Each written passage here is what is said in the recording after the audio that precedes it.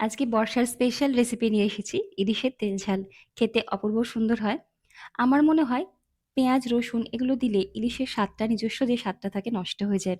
তাই ইলিশ মাছের রেসিপিগুলো একটু সিম্পল ভাবে করলে আমার বেশি ভালো লাগে। আমার সাথে কারা কারা একমত জানাবেন। এখানে ইলিশ মাছ ভালো মতো ধুয়ে রেখেছি, 6 পিস মাছে করব। নুন হলুদ লাল লঙ্কার গুঁড়ো আর সর্ষের তেল দিয়ে ম্যারিনেট করে 5 থেকে 7 মিনিট মাছটাকে একটুখানি রেখে দেবো।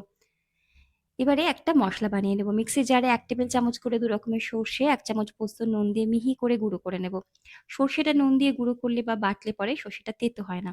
এর মধ্যে 1/2 চা চামচ চিনি, স্বাদমতো লঙ্কা, জল দিয়ে একটা পেস্ট বানিয়ে নেব। পেস্টটাকে ছাঁকনি দিয়ে ছেঁকে রাখবো। ছেঁকে নেওয়া পেস্টের মধ্যে হলুদ গুঁড়ো, লাল লঙ্কার গুঁড়ো দিয়ে মিশিয়ে রেখে দিচ্ছি।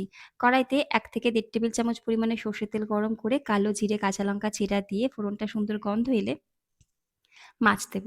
মাছটাকে দুটো সাইডে উল্টে পাল্টে হালকা করে ভেজে নিয়ে ওপর থেকে ওই বেটে রাখা মসলা, স্বাদমতো নুন আর প্রয়োজন মতো ওই বাটিটা ধুয়ে গরম জল দিয়ে দিচ্ছি। যতটা জল বা গ্রেভিটা আপনারা চাইছেন।